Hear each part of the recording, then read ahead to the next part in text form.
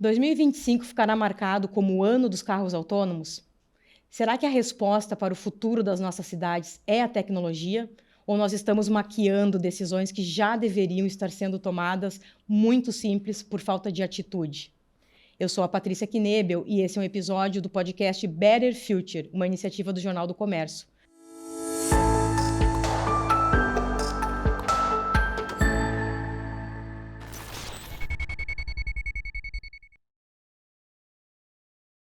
E quem vai me ajudar a responder essas questões hoje é o meu convidado Anthony Ling, diretor da Évora e criador do Caos Planejado, uma plataforma digital de arquitetura e urbanismo.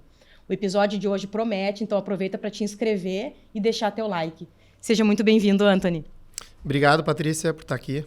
Bom, a gente tem bastante coisa hoje para discutir. A gente vai falar de carros autônomos, vamos falar de como as cidades estão se preparando para o futuro, vamos falar de place branding, empreendedorismo.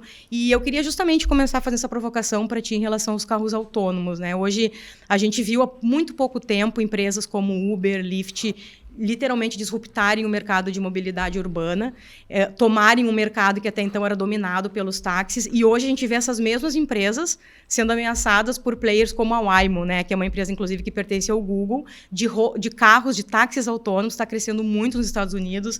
Tem até alguns números aqui, ó, nos últimos 15 meses, eles cresceram a participação de 0% para 22%, e são mais de 150 corridas por semana nos Estados Unidos. Na tua opinião, a gente está, de fato, vendo o mercado de carros autônomos acontecer, finalmente, aí, depois de tantos anos? Por incrível que pareça, sim. Né? Eu acho que muitos de nós crescemos com essa visão de futuro, né? De carros dirigindo sozinho.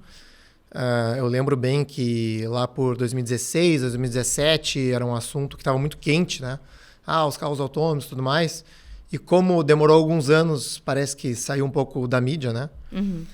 Mas hoje é um dos assuntos, eu diria, mais transformadores para o mundo dos transportes e que eu espero que não nos pegue de surpresa aqui no Brasil, né? Como tu falou, a Waymo, se eu não me engano, já tem cerca de 1/3 de todas as corridas desses aplicativos na região ali de São Francisco são sem motorista, né? Uhum.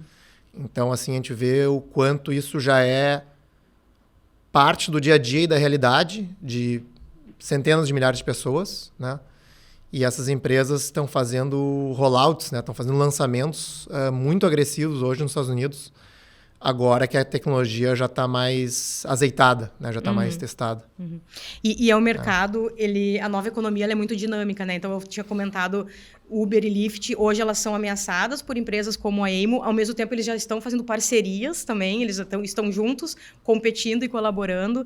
Eu já li também que a Waymo está com uma parceria muito forte com a Toyota, então ele é um mercado que ele é muito dinâmico e realmente, tu falaste do Brasil, muito. Talvez está perdendo um pouco, a gente tem que estar muito atento para esses movimentos, né? A gente ainda, assim, muita gente ainda vê empresas como a Uber como uma inovação, né? E tem países que sequer regulamentaram a Uber, né? O Chile ainda não regulamentou a Uber até hoje, né? Estão bem atrasados nisso. E é interessante, né? Porque em 2017, a Uber tinha uma divisão de carros autônomos, né? Eles estavam tentando desenvolver carros autônomos eles próprios. E eu tive a oportunidade de visitar essa divisão de desenvolvimento de carros autônomos quando eu morei nos Estados Unidos. E eles foram bastante categóricos na explicação de por que tinham investido nisso. Eles disseram assim, olha, quando os carros autônomos se tornaram uma realidade, acabou a Uber. Porque a Uber é uma empresa que conecta passageiros e motoristas. No momento que não tem mais motorista, deixa de ter um propósito. Não né? faz sentido, né? E o curioso é o seguinte, né? Embora ainda fosse considerado uma startup, né, ela tinha que entregar resultado para os investidores que acreditavam na empresa, né? A promessa do carro autônomo ainda estava distante, tinha muitos outros concorrentes que estavam focados só nisso, né? E a Uber descartou a divisão, né? Vendeu a divisão de carros autônomos. E hoje, o que ela tem feito para se proteger, digamos assim, é ajudar ou fazer parcerias com a Waymo e outras empresas de carros autônomos para lançar as viagens sem motorista, né? Então, tu chama, digamos assim, um Waymo pelo aplicativo da Uber ou algo do gênero, né? Ou seja, tu acessa a rede de pessoas que já têm um aplicativo, né? Através da Uber. Mas eu diria assim que já começa a ser um futuro ameaçador para a Uber, né? E nos Estados Unidos, né? Aí, enfim, já avançando um pouco essa discussão, a gente não vê um impacto tão grande no transporte coletivo, já que o transporte coletivo lá representa um percentual relativamente pequeno das viagens, né? É um país voltado para o carro. Né? E aqui no Brasil, não. Né? Aqui no Brasil, mesmo quando a Uber entrou aqui, foi um choque relativamente grande para a operação de ônibus, né? Principalmente. As pessoas começaram a... Assim, já estavam saindo, né? O ônibus já estava perdendo demanda, mas teve um efeito acelerador, né? Das pessoas que passaram a usar Uber ao invés de ônibus para muitos trajetos. Então, se a gente vê o custo da viagem caindo ainda mais, né? Enfim, é um pouco ameaçador assim, o que pode acontecer por aqui. Isso aí, até porque o sistema de transporte público está muito defasado e ele realmente não se modernizou ao longo do tempo. Então, talvez quase dá para a gente fazer uma analogia o que aconteceu com o que acontecia no táxi, a forma como o sistema, né, o serviço de táxi estavam organizados naquela época, com a entrada do Uber e o que esse serviço realmente sofreu, e agora o transporte coletivo. Imagino aqui no Brasil como seria esse impacto, né? Assim... Eu acho que vai ser um impacto que, pelo menos o Brasil, não se deu conta ainda do tamanho.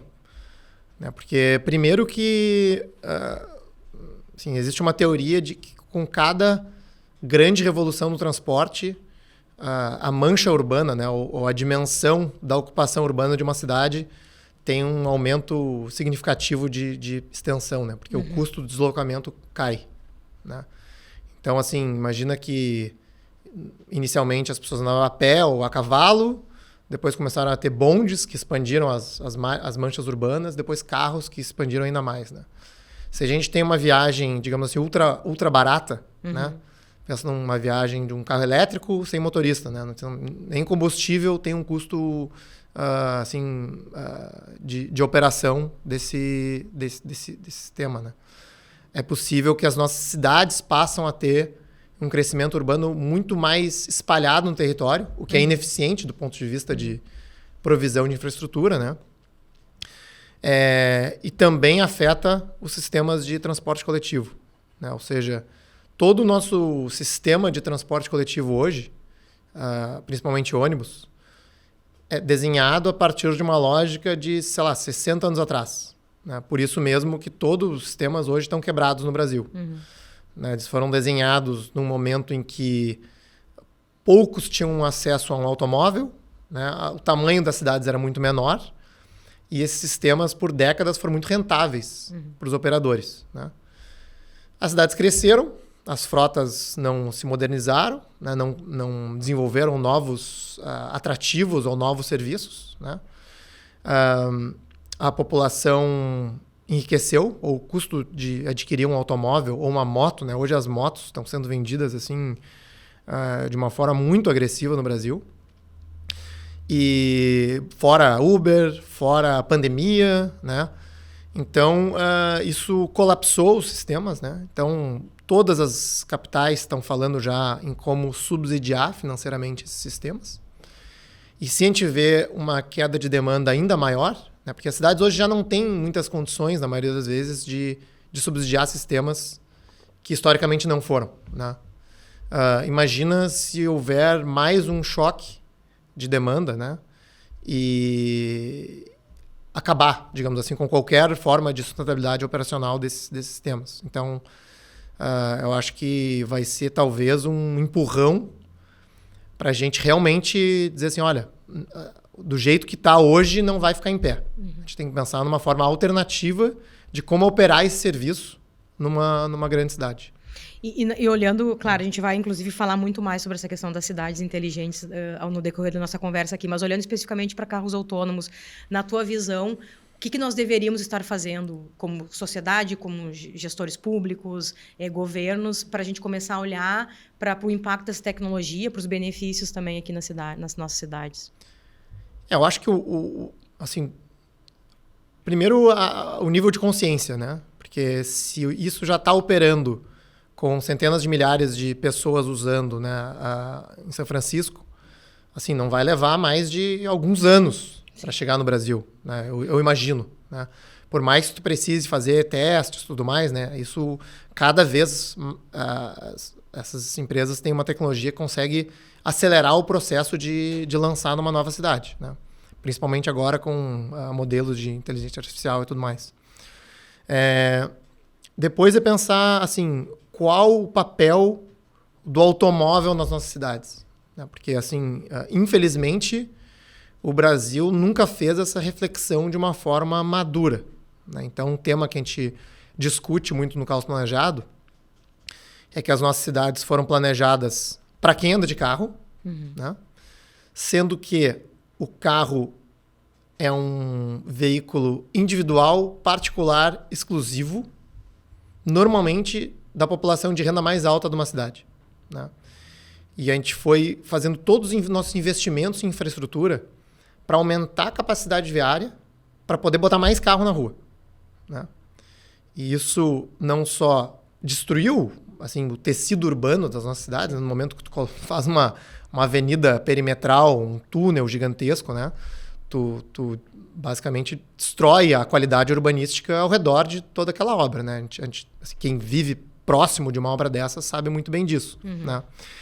E a gente desincentiva todas as outras formas de transporte, né? Ou seja, quando a gente tem uma mega avenida para carros, né, certamente quem anda de ônibus, quem anda a pé, quem anda de bicicleta sabe que é o ambiente mais hostil de todos para usar qualquer outra forma de transporte menos o carro, né? Se a gente tiver uma entrada de carros autônomos, né, que vão ser... que vão estar andando sozinhos, vazios pela cidade, né?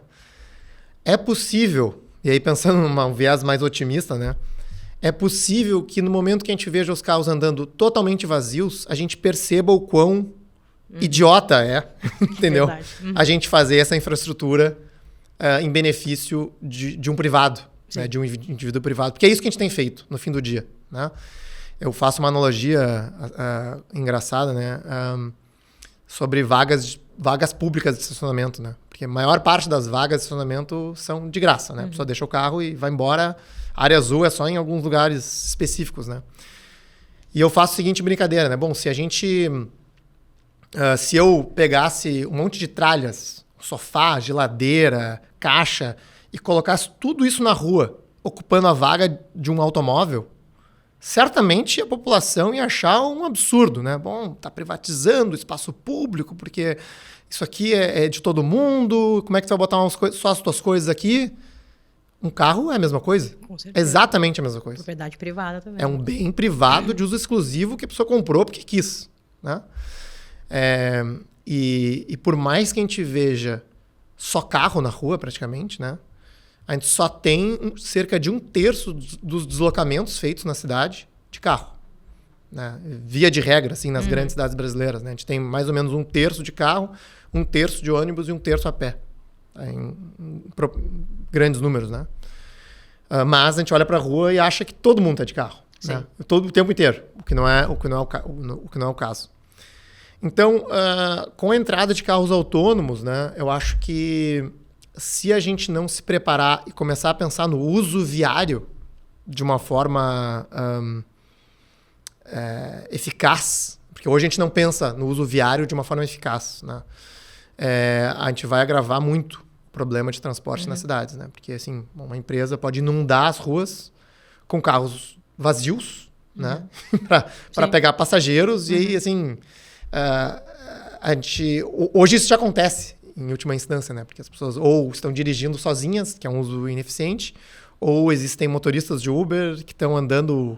A gente chama de viagens em vazio, né? Ou seja, os motoristas andando à procura de passageiros. Busca de passageiro, Que na prática é a mesma coisa.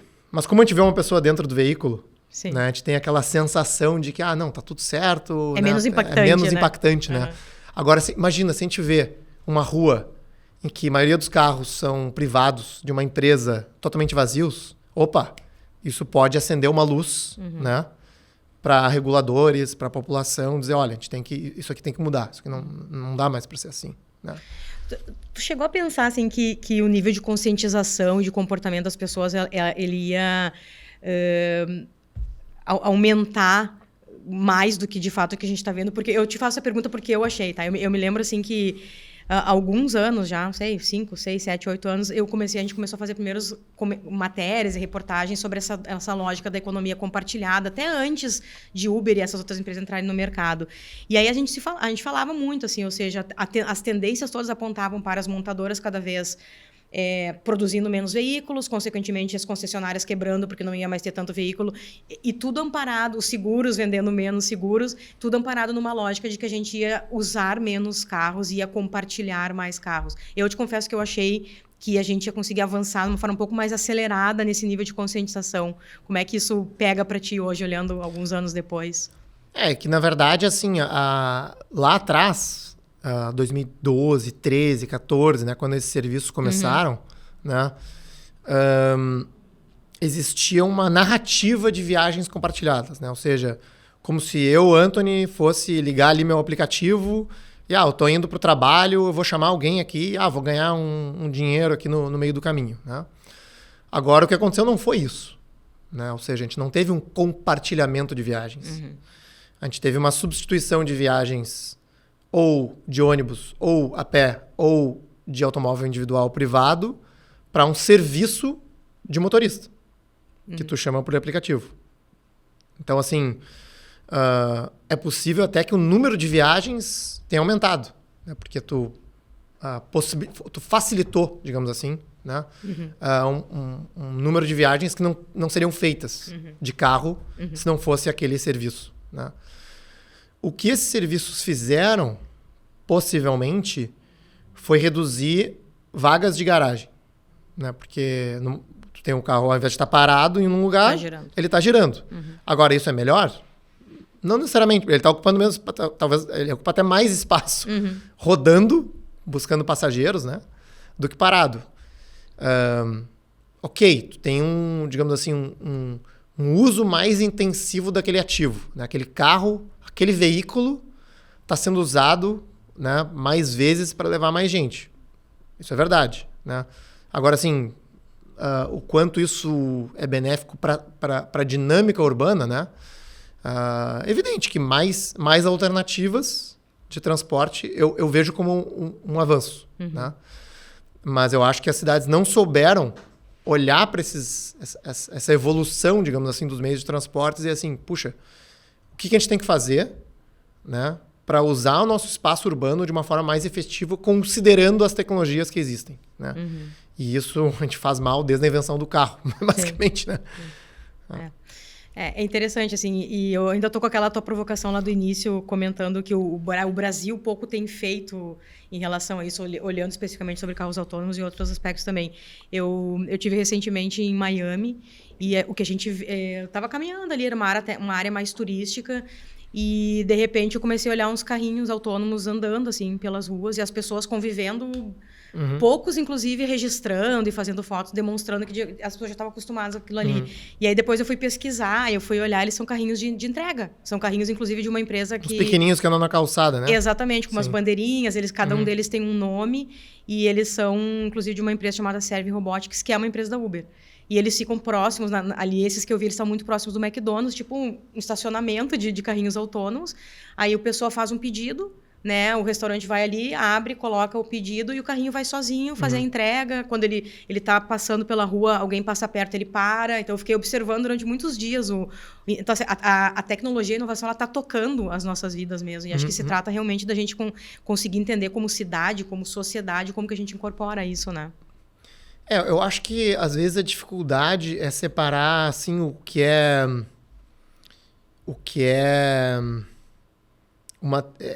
talvez para quem não é do meio, né? Conseguir separar o que é assim, puxa, isso aqui é realmente uma tecnologia que vai mudar a forma que a gente vive na cidade versus algo que tá legal, mas provavelmente isso não vai escalar e mudar as nossas vidas, né? Um dos exemplos são esses que eu, pelo menos eu acredito, né? São esses eVTOLs. Não sei se você já ouviu falar. Sim, né? sim. São esses drones de transporte. Né? São, vou chamar aqui de aviões. Quase né? helicópteros ou tipo, aviões. São né? drones gigantes, né? Para levar pessoas do ponto A ao ponto B. E, enfim, a Embraer está desenvolvendo produto, né? Assim, tem sido marketeado por muitos como o futuro do transporte ou algo do gênero, né? E eu, hoje, sou muito cético sobre isso, né? Pelo seguinte motivo. Provavelmente vai levar um número muito pequeno de pessoas. Pelo custo, né? Pelo custo. E se o custo for baixo e tiver milhares desses veículos fazendo viagens o dia todo, a gente vai viver num inferno sonoro. Não sei se quem é que já ficou com um drone voando em cima da sua cabeça, né? Infernal. Isso, um drone de 15 centímetros, né? Agora imagina um veículo que faz um barulho muito maior, multiplicado por 100 mil, né? Assim, a gente vai viver as nossas vidas com um zunido. Sim. Que eu não... Enfim, hoje eu não vejo uma tecnologia que diga assim, olha, a gente vai acabar com o barulho do... Sim, do Evitol, né? Do Evitol, né? E as perguntas são, às vezes, nessas sessões de Q&A, são feitas para essas empresas, elas falam, não, mas é muito menos ruído do que... Né? Mas assim, puxa, passa um helicóptero perto da casa de alguém, já é um barulho ensurdecedor. Ok, é muito mais silencioso, mas assim, passa um drone na casa de alguém, a pessoa já digamos assim, eu me incomodo, né? Eu tenho uma certa sensibilidade para barulho. Para sons. Mas assim, se a gente tem um movimento hoje que considera benéfico do ponto de vista sonoro a transição do carro a combustão para o carro elétrico, né? Porque isso gera, no fim do dia, uma redução do nível de ruído dramática na cidade, né? Que impacta a qualidade de vida, estresse e tudo mais, né? A gente vai voltar a introduzir um meio de transporte que vai, enfim, gerar esse incômodo, uma externalidade, né? É uma externalidade muito grande para beneficiar um número muito pequeno de pessoas. Sim. Né? Sim. No fim do dia. Sim. Então, assim, eu sou um pouco cético em relação à adoção em massa de algumas dessas tecnologias. E eu acho que isso é um desafio da cobertura de mídia, né? Para saber, assim, bom, o que é realmente transformador, quais são os riscos, né? E como é que a gente se prepara para o que está vindo. A Embraer até criou uma empresa, né? A IVE, que é uma empresa que está tocando já há algum tempo esses projetos. E, de fato, eles são... visualmente e até o conceito, né, provocativos, mas parece mais uma vez que a gente está criando tecnologias, implantando tecnologias sem pensar, né, sem orquestrar melhor como isso de fato pode afetar e de fato imagina o custo, pelo menos por muitos anos o custo vai ser muito alto, então vai ser um meio de transporte para poucas pessoas experienciarem mesmo e talvez causar um grande... Verdade. Agora, eu comentei lá no início o fato de que a gente geralmente atrela futuro, crescimento, melhoria das cidades à tecnologia. Se fala muito nos smart cities, mas na maioria das vezes a resposta para problemas importantes, ela não precisa nem usar um sensor ali, né? Basta uma atitude, uma boa vontade, uma inteligência de projeto aí para resolver, né? Não, sem dúvida, né? Essa narrativa, digamos assim, das smart cities vem crescendo. Acho que talvez a gente já tenha passado o boom disso, né? Mas assim, uns 10 anos atrás, isso estava super em alta, né? E faziam grandes eventos, e principalmente com fornecedores de tecnologia. Né? Então, assim, fornecedores de sensores, de tecnologias de dados, de interpretação de dados, de mapeamento, né? Vendendo aquelas soluções como se... Bom, se não tiver isso, a tua cidade vai ficar para trás. Quase isso, né? E muitas cidades, muitos gestores públicos muito seduzidos por essas ideias, né? Assim, investindo recursos muito grandes, né, na adoção dessas tecnologias, né? E que, para mim, normalmente, eu vou chamar aqui de assim, relação custo versus impacto social muito pequena. Né? Porque eu digo assim, cara, para mudar a nossa cidade, a gente não precisa de nada tecnológico, né? Quais são os maiores problemas? A gente tem, sei lá, 10, 15, 20, depende da cidade, né? % da população morando em favela. Habitação totalmente precária, sem saneamento, Uma tecnologia que a gente já investou séculos atrás, né? A gente só não conseguiu implementar. Sim. Mas, assim, a gente sabe como fazer. Sim. Né? A calçada toda desburacada, né? O plano cicloviário que está parado, né? A implantação de ciclovias para incentivar transporte ativo. Arborização, coisas bem básicas em termos tecnológicos, né? Bem básicos. Né? Então, é muito mais uma questão de priorização, de governança, né? de conscientização tanto da população como dos gestores públicos, do que de adotar aí, vou comprar uma tecnologia X por não sei quantos milhões para me dar informação em tempo real do não sei o quê. Tá, mas peraí, a família tá morando na lama. Sim. E tu tá querendo me dizer que o que vai mudar tudo sabe? Então, acho que tem que dosar um pouco, né? Essa narrativa e realmente olhar para os problemas mais graves, né? Que a gente enfrenta socialmente hoje. Sem dúvida que é mais sexy, mais hypado tu dizer que Com vai certeza. adotar uma inteligência artificial que vai prever, Com certeza. antecipar cenários e te dizer como resolver. Mas vamos olhar para a questão de saneamento, como tu falaste. A gente sabe o que fazer, só não é tão interessante aí a forma como isso acaba sendo realmente vendido, né? Agora, tu és uma pessoa, tu és formado em arquitetura e tem uma construção aí, tem sido uma voz muito importante no debate sobre cidades, urbanismo e até conversando aí contigo, a gente percebe que tu conhece muitas outras referências no mundo, tem acompanhado esses movimentos. E foi isso que te levou a criar o Caos Planejado? Queria que tu falasse um pouquinho do teu projeto. Não, claro, o Caos Planejado surgiu, na verdade, foi a evolução de um blog pessoal que eu tinha lá na época da faculdade. Então, eu me formei em arquitetura e urbanismo em 2011 e eu acho que foi por volta de 2009, por aí, assim, que eu comecei a me interessar muito por urbanismo. As disciplinas de arquitetura e urbanismo hoje são ensinadas no mesmo curso no Brasil, que eu particularmente considero um erro, porque na verdade, são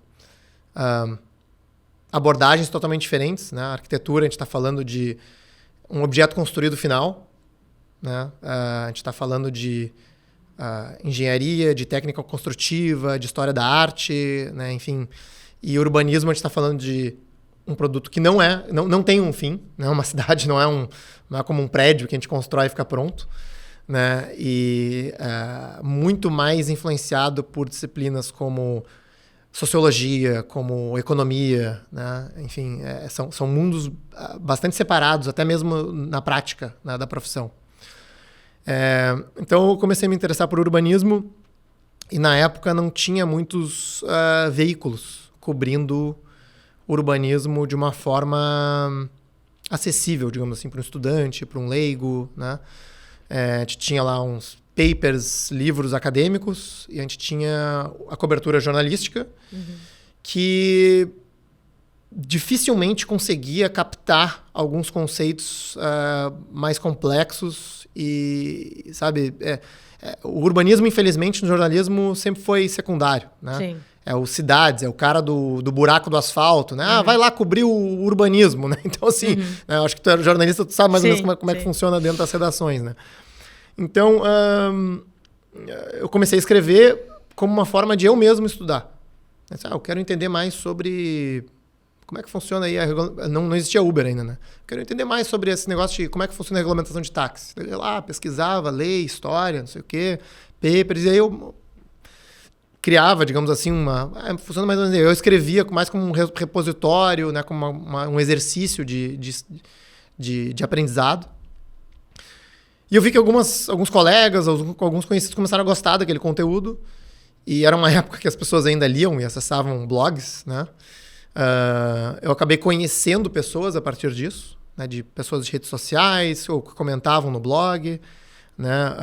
Um deles foi o Marcos Paulo Schlickmann, um especialista em transporte, que mora em Portugal, inclusive. E aí, em 2014, eu disse, olha, né, acho que é o momento de talvez chamar outras pessoas para escrever ao meu lado, digamos assim, né, com uma linha editorial mais clara, voltada para ser essa plataforma sobre urbanismo e cidades, com uma linguagem acessível que eu gostaria de ter se eu fosse um estudante, né? Se eu fosse um leigo, se eu fosse enfim. E então hoje tem 11 anos, né, de Caos Planejado. A gente já avançou além, né, do site em si, dos artigos, que continua sendo o carro-chefe, mas hoje a gente tem um grupo de colunistas que escrevem periodicamente. Tem um podcast que já está chegando em 120 episódios. Uau. A gente lançou um curso no mês passado, que é do planejamento ao caos, entendendo o urbanismo das cidades brasileiras, que é não só uma forma de organizar todo o conteúdo que a gente produziu ao longo de 10 anos vou chamar de um produto que alguém que chega lá na plataforma consiga assistir do início ao fim, entendeu? Puxa, agora eu tenho uma... Né? Porque senão a pessoa chega ali, tem informação de tudo quanto é coisa, e tá, mas como é que eu tenho uma... Sim, né, entendo ali. Uma visão completa do... Né? Então a gente lançou isso. Uma presença nas redes sociais, então, enfim, né, já se consolidou bem como uma plataforma de conteúdo relevante, né, em urbanismo e cidades no Brasil. Muito legal. Eu olhei e realmente ele até talvez tenha iniciado olhando um pouco para estudantes, mas hoje os temas que são debatidos ali são temas de interesse geral, né? Isso é muito bacana mesmo. Parabéns. Agora eu queria que tu me falasse um pouquinho das tuas andanças pelo mundo aí. Quais foram os lugares ou as cidades ou as iniciativas e projetos que mais te surpreenderam, assim, do ponto de vista de um olhar aí de realmente o que é uma cidade inteligente no conceito mais realmente genuíno disso? Eu recebo essa pergunta de vez em quando e é interessante, né? Porque normalmente, assim, as cidades... Nenhuma cidade é perfeita, né? Todas as cidades têm seus problemas, mas quase todas elas têm alguma coisa como exemplo. Né? Alguma coisa ela acertou e serve de referência para o resto do mundo, né?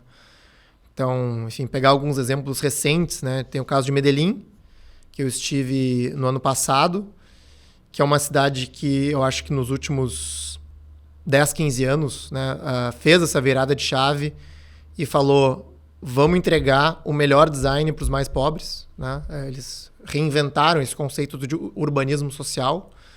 Né, criaram todo esse sistema de bondes para acessar os morros. Né? A maioria das favelas de Medellín estão em morros. A cidade é construída num vale. Então, eu acho que é uma cidade que ainda tem muitos problemas. Né? Ainda é uma pobreza assim, difícil de conviver, mas avançou muito. Né? E como exemplo em relação a como priorizar os investimentos públicos. Né? Outra cidade que eu me surpreendi muito foi Tóquio. Talvez seja uma das cidades mais bem geridas do mundo, né? Porque é a maior cidade do mundo e é uma das poucas grandes cidades que conseguiu entregar moradia acessível e de qualidade, transporte acessível e de qualidade, né? É uma cidade limpa e segura. Então, assim, Tóquio não é a cidade mais bonita do mundo. Né? Assim, sim, mas ela tem o básico que qualquer cidadão precisa. Assim, né? Visualmente, ela é um caos, né? Lembra um pouco São Paulo até, né? Mas, assim, tu pega, assim, quais são os alicerces de prioridade mesmo que as cidades deviam estar olhando, né? E Tóquio consegue fazer isso incrivelmente bem, né? Eu estive em Copenhague 2 vezes nos últimos anos também. É uma cidade que surpreende muito, muito, muito na adoção da bicicleta. Eu acho que as pessoas não têm Eu brinco assim, que a gente vai para Copenhague, a gente vê aquilo e a gente ainda não acredita. Então, assim, para quem está ouvindo, né? No Brasil, eu acho que em torno de 1% dos deslocamentos em grandes cidades é feito de bicicleta. Talvez menos, né? Uma cidade como Paris, que a gente abre o noticiário, né? Uma revolução das bicicletas, não sei o quê, né? Implementaram um monte de ciclovias, tem vídeos das pessoas nas ruas e tal. 10% das viagens de bicicleta. Países Baixos, né? Holanda, Amsterdã ali, fica em torno de... É muito alto também, em torno de 36%, 38%.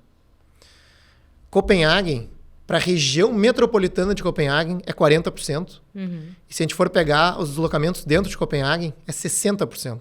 Nossa, altíssimo mesmo. Então, assim, tudo. Tu vê as pessoas fazendo absolutamente tudo de bicicleta. Passeando o cachorro. Tu vê coisas assim que quase impensáveis mesmo em termos de uso imobiliário, né?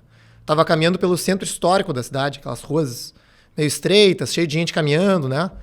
Uma floricultura, com vasos de concreto gigantes, assim. Não, como é que a pessoa... Vai levar. Bicicleta. Nossa. Só bota na bicicleta, Sim. né? Supermercado, né? Tu vê crianças de 4, 5 anos começando a andar de bicicleta com os pais nas ruas. Tu vê crianças de 8, 9 anos já andando sozinhas de bicicleta e de patinete, né? E por que isso acontece? As pessoas não percebem, né? E aí tem um pouco a história do Campo dos Sonhos. Você já viu o filme do Campo dos Sonhos? Não vi. Aquele famoso If You Build It, They Will Come, né? Do campo de beisebol lá do... Acho que era o Kevin Costner, não sei quem era, o Mel Gibson. Eu posso ter visto. É antigo, né? Antigo. Posso ter visto, sim. Então, assim, a cidade tem ciclovias da largura de uma faixa de automóvel, uma de cada lado da rua, no sentido do trânsito. Então, é extremamente amigável e seguro para qualquer pessoa andar de bicicleta, né? Eu até, assim, eu tive a oportunidade de conhecer Amsterdã, que tem uma alta taxa de adoção de bicicleta, mas é uma cidade que não é tão amigável, não é tão friendly, né? Porque as bicicletas, enfim, vão no meio da rua e é um pouco mais agressivo, digamos assim, né? Lá não, né? É assim, nunca andou de bicicleta antes, né? Ou, sei lá, só andou na beira da praia, vai lá, tu vai te sentir seguro. E é isso que as pessoas precisam no fim do dia. Né? Ninguém quer morrer. Sim. Indo pro trabalho, indo pra escola, levando a criança na cadeirinha, né? Ninguém quer ir, assim, um piso completamente detonado, né? Então, assim, bom, por que a gente não tem uma adoção da bicicleta assim nas cidades brasileiras?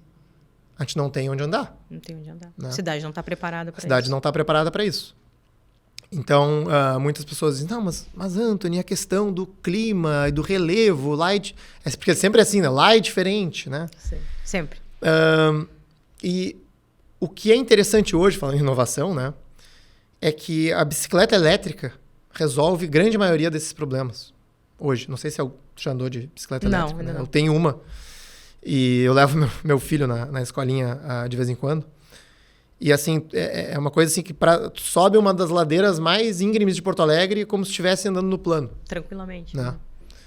Então, assim, acabou a desculpa, entre aspas, do relevo, né? Com uma tecnologia que está cada vez mais barata. Então, assim, eu particularmente vejo a bicicleta elétrica como uma das soluções mais interessantes para o futuro das cidades brasileiras. Né? Se a gente conseguisse entender o potencial que isso pode ser, né, para mudar o jeito que a gente convive na cidade. Agora, estava te ouvindo, pensando aqui, porque uma iniciativa como essa, vamos pensar lá em Copenhague, é um ciclo virtuoso que tu cria, porque uma cidade com mais bicicletas tem menos carros, tem menos efeitos sonoros. Menos gente morrendo. Menos gente morrendo, tem pessoas mais saudáveis, se for uma bicicleta sem dúvida. Que não for elétrica, enfim. E por que isso não é feito, né? Porque eu fico ouvindo essas coisas que a gente está falando e pensando, gente, acho que para a gente ver isso acontecer, é uma nova geração de gestores públicos e de líderes com uma outra mentalidade, porque a gente está muito distante disso ainda, né? A gente está distante, infelizmente, né? Infelizmente, assim, sai na rua perguntando para as pessoas ainda querem mais viaduto, mais túnel, mais espaço para carro, né? E isso é uma cultura que a gente vem carregando, enfim, desde o início do século XX, né? Que tinha esse pensamento assim de, né, mais obra, mais... E as pessoas também não conseguem ver. Eu acho que tem alguns casos meio frustrantes, né? De ciclovias muito mal implementadas, estreitas, que não ligam ponto A e ponto B, né? Que as pessoas não usam. E que o motorista ou que o cidadão passa do lado e diz, a gente fez, não usaram, não serve para nada. Sim. Tem que voltar a ser, sei lá, estacionamento. Entendeu? Então, assim, a gente precisa de uma política muito mais agressiva, eu diria. Né?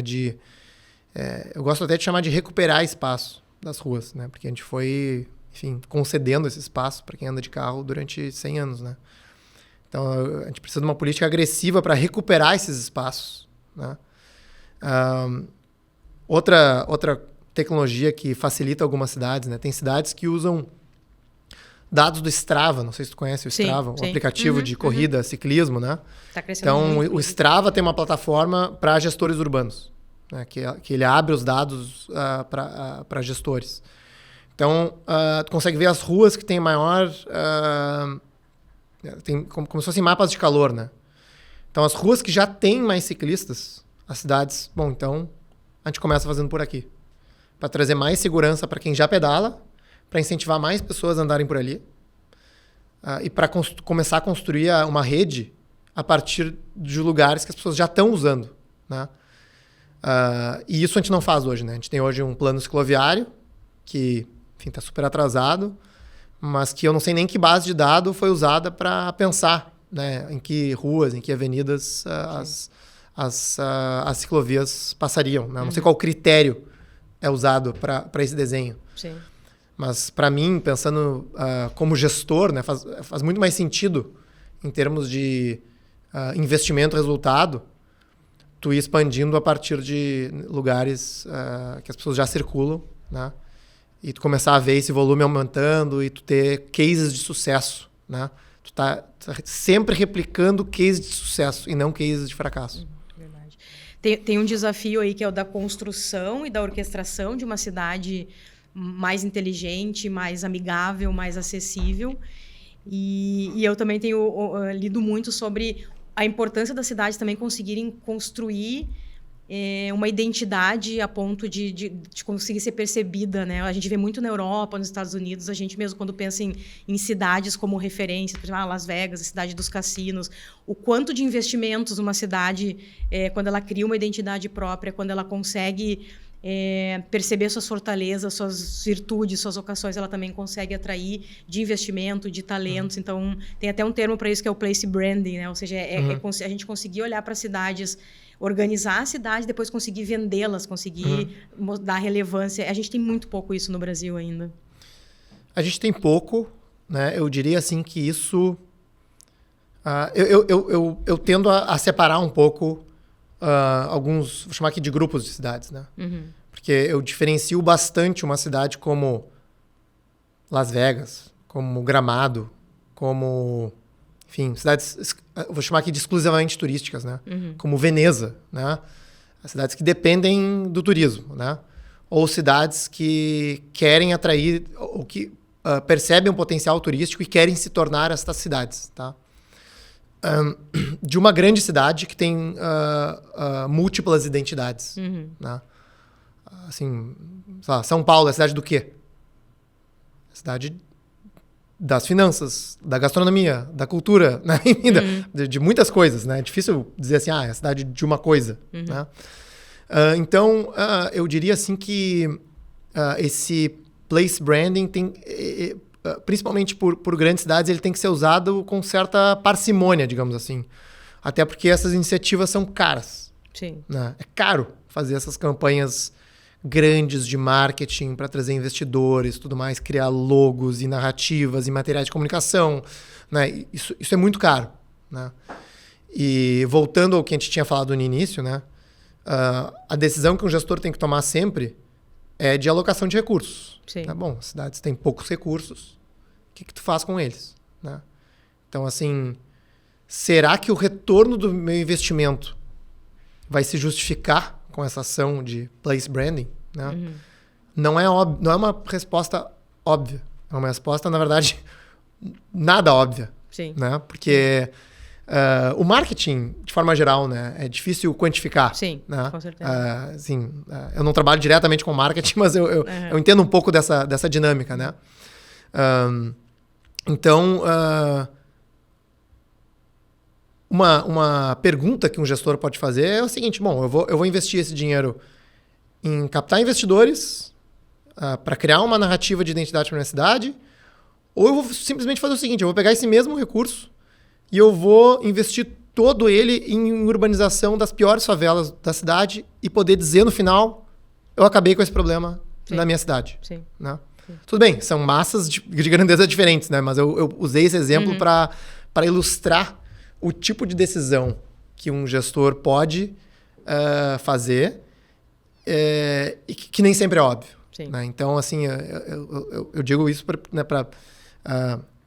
essa questão de place branding também é sexy para um gestor, né? Também é um jeito de colocar a sua cidade no mapa, sim, né? Sim. De rodar o mundo, de falar com investidores e tudo mais. Pô, é divertido. Né? Mas o resultado nem sempre pode vir. Né? Pode ser que venha. Sim. Né? Um exemplo nessa mesma linha, né, é o case do Guggenheim Bilbao. Não sei se já ouviu falar desse. Não. Né? Então, a cidade de Bilbao era uma cidade industrial no País Basco, né? Espanha. E eles decidiram fazer toda uma revitalização de uma área portuária. Chamaram o Frank Gehry, que é um arquiteto super famoso, né? Para construir um museu Guggenheim na cidade. Se não me engano, foi o primeiro Guggenheim, né? Fora dos Estados Unidos. E isso gerou toda uma nova onda de turismo, meio que colocou a Bilbao no mapa, né? Bom, vou ver lá o que está acontecendo, o que eles fizeram, né? E foi uma iniciativa que realmente ajudou a transformar a cidade de Bilbao no que é hoje, né? Depois disso, dezenas de cidades tentaram fazer a mesma coisa. Replicar. E praticamente todas deram errado. Né? Então, assim... quase como se fosse uma fórmula, sabe? Não, é só a gente criar aqui um museu de arte, Sim. As pessoas vão vir e vai estar tudo certo. Gastam milhões, né, num projeto faraônico, né? E cadê o resultado? Né? Eu acho que é muito sobre a forma como isso é pensado porque realmente, vamos olhar para uma cidade como São Paulo, ela já é uma cidade autovendável. O que ela gira lá já torna ela uma cidade interessante. Agora, Bilbao, por exemplo, um cenário que já foi positivo. De repente, tu pensar uma cidade do interior, uma cidade menor, mas que tem uma vocação muito forte.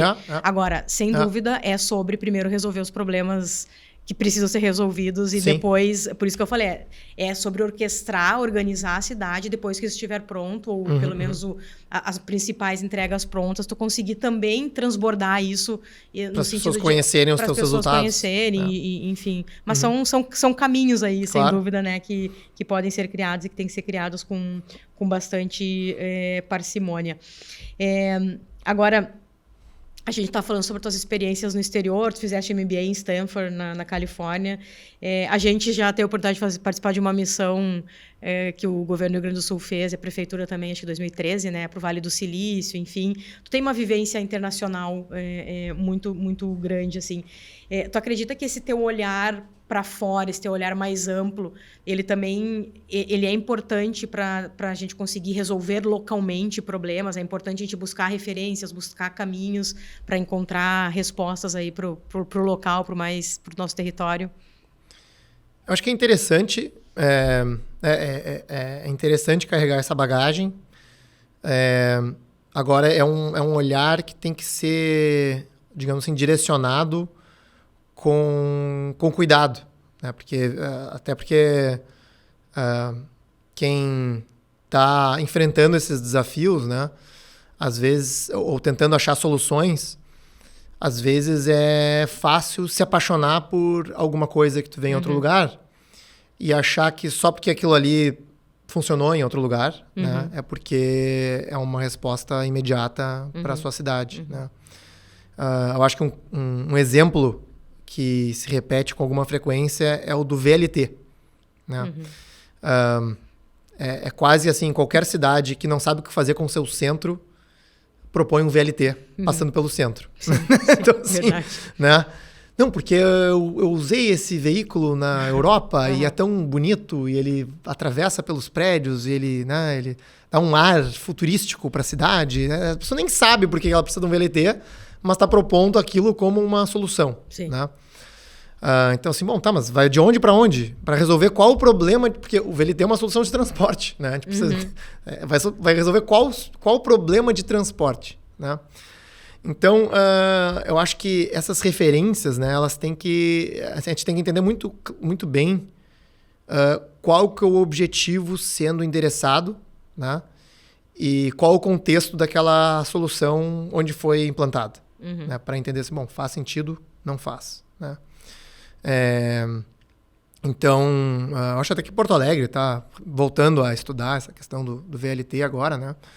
Mas a gente sabe que o problema do nosso centro histórico é outro, né? Sim.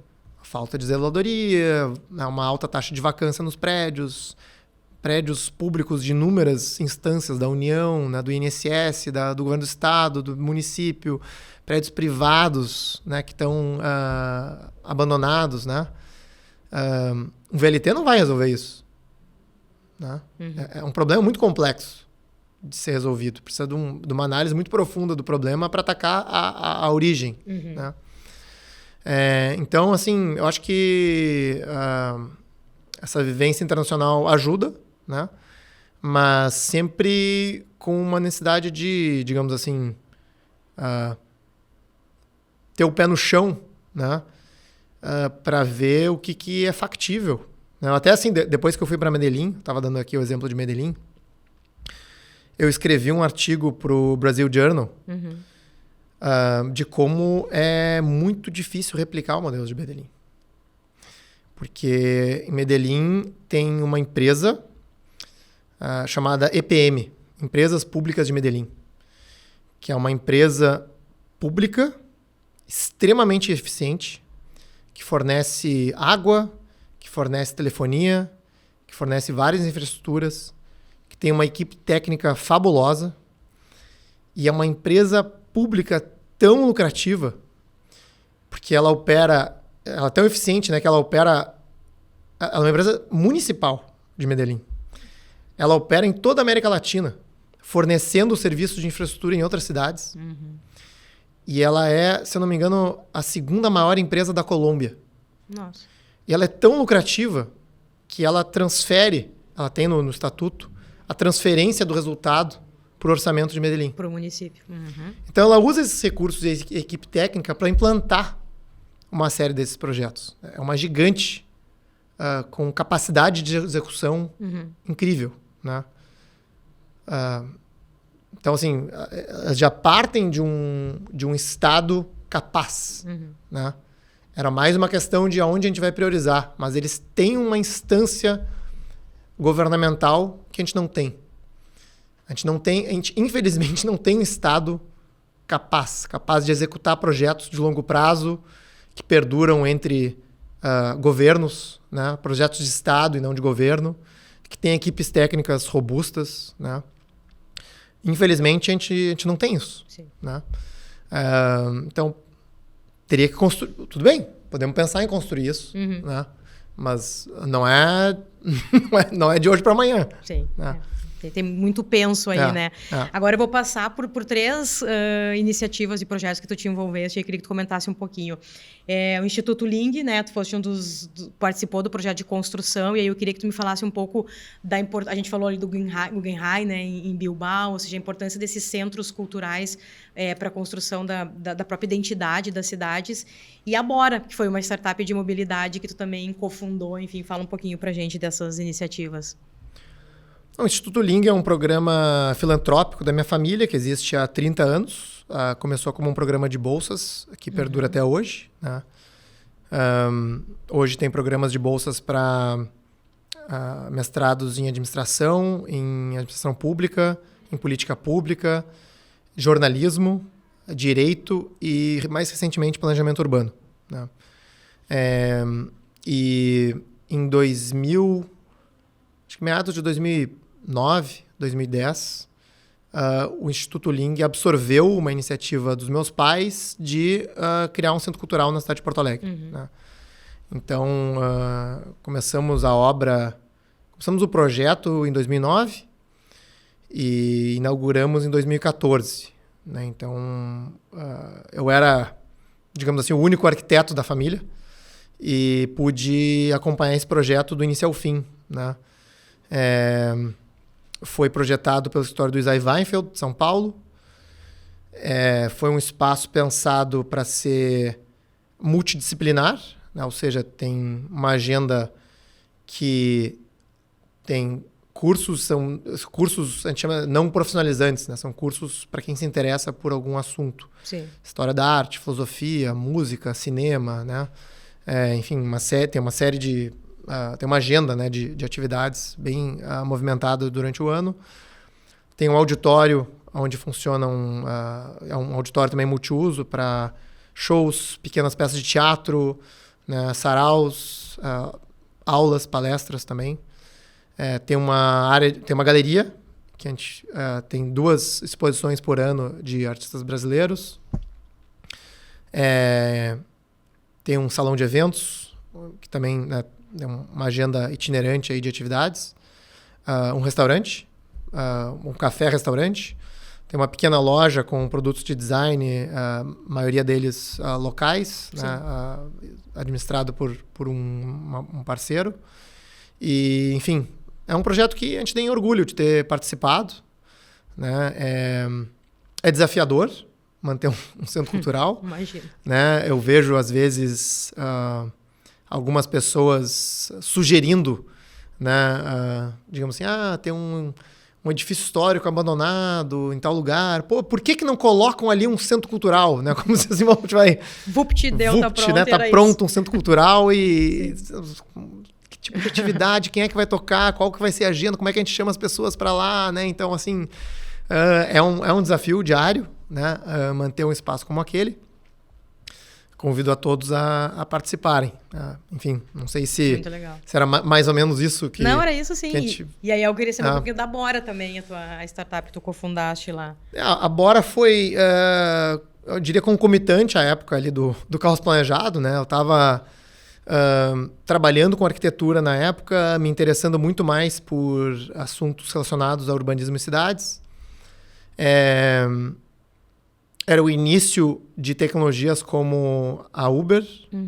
Foi antes da Uber entrar no Brasil, inclusive. Ou seja, a partir do smartphone, a partir da tecnologia de GPS, né, isso destravou, digamos assim, soluções possíveis para transporte.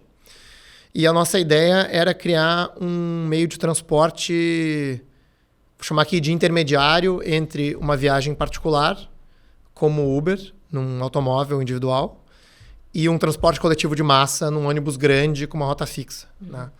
A ideia era ter minivans com rotas dinâmicas, ou seja, o passageiro chama uma viagem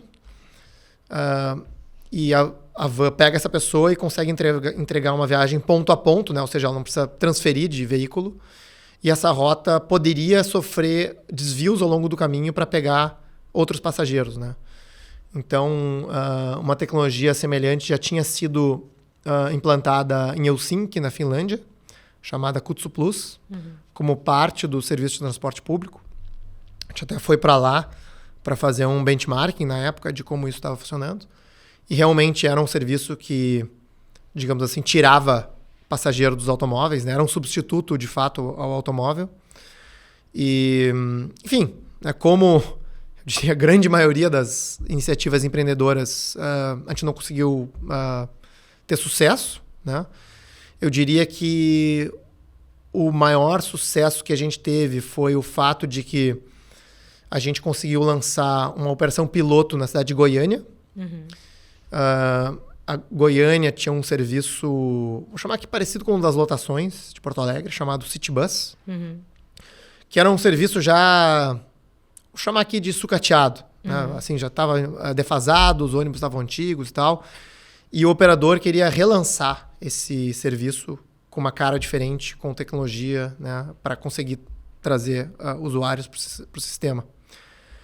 E a gente lançou o piloto, alguns meses depois a gente acabou fechando o negócio. Foi nesse momento que eu fui fazer o meu MBA em Stanford. E na sequência, a cidade de Goiânia não desistiu da iniciativa. E eles contrataram outro provedor de tecnologia e lançaram, de fato, o que eles chamaram de City Bus 2.0. Interessante. E esse sistema rodou por alguns anos. Eu vou chutar aqui, tá? Não lembro exato, mas acho que uns 2 anos.